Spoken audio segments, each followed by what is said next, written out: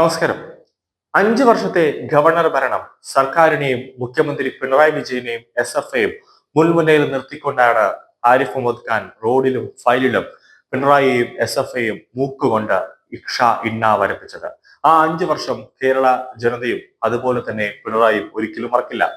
ഫയലിനുള്ളിലും കോട്ടിനുള്ളിലും ഒതുങ്ങിയിരുന്ന നയപ്രഖ്യാപന പ്രസംഗം നടത്താൻ മാത്രമുള്ളതല്ല ഗവർണറെന്നും ക്ലിഫ് ഹൗസിൽ നിന്ന് നീതി കിട്ടാത്ത ആർക്കും രാജ്ഭവനിലേക്ക് കടന്നു വരാനുള്ള ധൈര്യമാണ് ഗവർണർ ആരിഫ് മുഹമ്മദ് ഖാൻ കേരള ജനതയ്ക്ക് നൽകിയത്. അടുത്ത കേരള ഗവർണറായിട്ട് വരുന്നത് ഒരു തനി സിംഹം തന്നെയാണ്. അതായത് കടുവയ്ക്ക് പകരം സിംഹം തലസ്ഥാനത്തേക്ക് വരുന്നു എന്നതർത്ഥം. പിണറായി വിജയന് ഇനിയും വെള്ളം കുടിക്കാനുള്ള അവസരമുണ്ട്. കേരളത്തിൽ പുതിയ ഗവർണറായി ചുമതലയേൽക്കാൻ ഒരുങ്ങുകയാണ് നിലവിൽ ബീഹാർ ഗവർണറായ രാജേന്ദ്ര വിശ്വനാഥ് ആർലേക്കർ. കേരളത്തിലേക്ക് എത്തുന്ന ആർലേക്കറുടെ രാഷ്ട്രീയ പശ്ചാത്തലം തന്നെയാണ് ഏറ്റവും ശ്രദ്ധേയം. 1980-കളിൽ മുതൽ സജീവ BJP RSS പ്രവർത്തകനായിരുന്ന ആർലേക്കർ പ്രധാനമന്ത്രി നരേന്ദ്രമോദിയുമായും കേന്ദ്ര സർക്കാരുമായും അടുത്ത ബന്ധം പുലർത്തുന്ന BJP നേതാവാണ്. കേരള ഗവർണറായിരുന്ന ആരിഫ് മുഹമ്മദ് ഖാനെ ബീഹാർ ഗവർണറായി നിയമിച്ചതിന് പിന്നിൽ ആർലേക്കറിനെ കേരളത്തേക്ക് നിയമിക്കുമ്പോൾ അതിനാൽ തന്നെ അദ്ദേഹത്തിന്റെ രാഷ്ട്രീയ പശ്ചാത്തലവും വലിയ പ്രാധാന്യം തന്നെയുണ്ട്. വൈസ് ചാൻസലർമാരുമായി അവരുടെ നിയമനവുമായി ബന്ധപ്പെട്ട കേരള ഗവർണറായിരുന്ന ആരിഫ് മുഹമ്മദ് ഖാനും സംസ്ഥാന സർക്കാരും തമ്മിൽ ഏറെ കാലമായി ഒരു ഏറ്റുമുട്ടൽ നടന്നു വരികയാണ്. ഈ തർക്കം കോടതി ഇടപെടലിലേക്ക് വരെ എത്തി നിൽക്കുന്ന സാഹചര്യം ഉണ്ടായിട്ടുണ്ട്. സർക്കാരിന്റെ നിർദ്ദേശം ലംഘിച്ച് ആരിഫ് മുഹമ്മദ് ഖാൻ നേരിട്ട് വൈസ് ചാൻസലർമാരെ നിയമിച്ചതിനും സംസ്ഥാനം സാക്ഷ്യം വഹിച്ചിട്ടുണ്ട്. ഇതിനെതിരെ മന്ത്രിമാർ തന്നെ ഗവർണർക്കെതിരെ പ്രതിഷേധവുമായി രംഗത്ത് വരികയുണ്ടായി. ഗവർണറുടെ ഉന്നത വിദ്യാഭ്യാസ മേഖലയിലെ നീക്കങ്ങൾക്കെതിരെ SFഐയും രംഗത്ത് വന്നിരുന്നു. അനാവശ്യമായി SFഐ എന്ന വിദ്യാർത്ഥി സംഘടനയെ CPM തന്നെ ഗവർണർക്കെതിരെ തിരിക്കുകയായിരുന്നു. ഗവർണർ സർവകലാശാലകളെ കാവ്യവത്കരിക്കുന്നു എന്നാരോപിച്ച് SFഐ ആരിഫ് മുഹമ്മദ് ഖാനെതിരെ നിരന്തരം കരിങ്കൊടി ഉൾപ്പെടെയുള്ള പ്രതിഷേധങ്ങൾ സംഘടിപ്പിച്ചു. ഈ ഒരു പശ്ചാത്തലത്തിലാണ് കേരള ഗവർണറായുള്ള രാജേന്ദ്ര വിശ്വനാഥ് ആർലേക്കറിന്റെ കടന്നുവരവ്. ചാൻസലറുടെ അധികാരത്തെ വെല്ലുവിളിക്കുകയും സർവകലാശാലകളുടെ സ്വയംഭരണാധികാരം വെട്ടിക്കുറയ്ക്കാൻ ശ്രമിക്കുകയും ചെയ്തതിന് ബീഹാർ വിദ്യാഭ്യാസ വകുപ്പിലെ ഉന്നത ഉദ്യോഗസ്ഥനെ രൂക്ഷമായി വിമർശിച്ച് രംഗത്തെത്തിയ ഗവർണറാണ് ആർലേക്കർ എന്ന കാര്യം ഓർക്കണം. അതായത് കേരളത്തിലേക്ക് വരുമ്പോൾ വീണ്ടും പിണറായി സർക്കാരുമായിട്ടും ഗവർണർ ഒരു അടി ഉണ്ടാകുമെന്ന കാര്യം ഉറപ്പാണ്.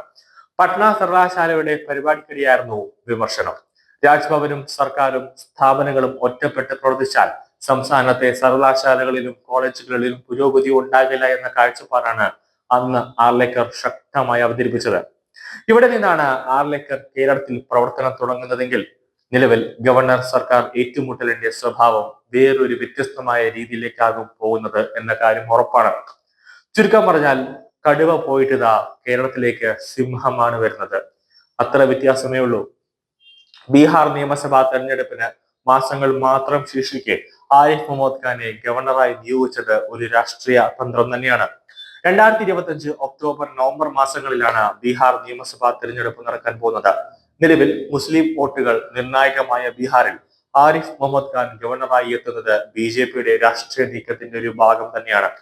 നിലവിൽ ബീഹാറിൽ മുസ്ലിം വോട്ടുകൾ ലാലു പ്രസാദ് യാദവ് നേതൃത്വം നൽകുന്ന മഹാഗഠബന്ധന് അനുകൂലമാണെന്ന വിലയിരുത്തലിന്റെ അടിസ്ഥാനത്തിലാണ് ആരിഫ് മുഹമ്മദ് ഖാനെ ബീഹാറിന്റെ ഗവർണറാക്കി നിയമിക്കാൻ കേന്ദ്ര BJP നേതൃത്വം ഒരു തീരുമാനമെടുത്തത്.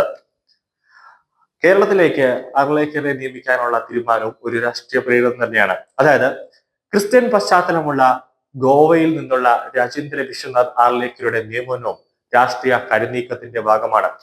കേരളത്തിലെ ക്രിസ്ത്യൻ വിഭാഗത്തിനിടയിലേക്ക് കടന്നുകൂടാനുള്ള അതായത് കടന്നെത്താനുള്ള കേന്ദ്ര BJPയുടെ നീക്കത്തിന്റെ തുടർച്ചയാണ് ഈ നീക്കമെന്നാണ് ചൂണ്ടിക്കാട്ടുന്നത്. ഗോവ നിയമസഭ മുൻ സ്പീക്കറായിരുന്ന രാജേന്ദ്ര വിശ്വനാഥ് ആർലേക്കർ ഹിമാചൽ പ്രദേശ് ഗവർണറായും സ്ഥാനം വഹിച്ച വ്യക്തിയാണ്. രാജേന്ദ്ര വിശ്വനാഥ് ആർലേക്കർ 1980-കളിൽ മുതൽ BJPയിൽ സജീവ സാന്നിധ്യമായിട്ടുണ്ട്. തുടർന്ന് അദ്ദേഹം BJPയിൽ തന്നെ വിവിധ സ്ഥാനങ്ങളും വഹിച്ചിട്ടുണ്ട്. കടലാസ് രഹിത അസംബ്ലി എന്ന നേട്ടം ഗോവ മന്ത്രിസഭയ്ക്ക് നൽകിയത് ആർലേക്കറിന്റെ ഇടപെടലിലൂടെയായിരുന്നു.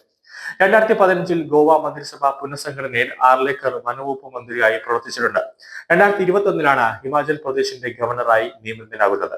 പിന്നീട് 2023-ലാണ് ബീഹാർ ഗവർണറുടെ ചുമതലയിലേക്ക് മാറ്റപ്പെടുന്നത്. തനി BJP പ്രവർത്തകൻ, തനി RSSന്റെ പുത്രൻ. പട്നയിലും ബീഹാറിലുമൊക്കെ സർവകലാശാലയിലെ അവിടുത്തെ സർക്കാരുമായി ഏറ്റുമുട്ടിയ വ്യക്തി ആയതുകൊണ്ട് തന്നെ ഇവിടത്തേക്ക് വരുമ്പോൾ കുറച്ചും കൂടി ശക്തി ഉണ്ടാകും സംസ്ഥാന സർക്കാരുമായി ഏറ്റുമുട്ടാൻ. എന്തായാലും ആറിലേക്കർ വരുന്നതിലൂടെ സർവകലാശാല മൊത്തത്തിൽ ഒരു നല്ലൊരു വിദ്യാഭ്യാസത്തിന്റെ ഒരു ശിലയായി ഒരു കേന്ദ്രമായി മാറുമെന്ന കാര്യത്തിൽ ഉറപ്പാണ്.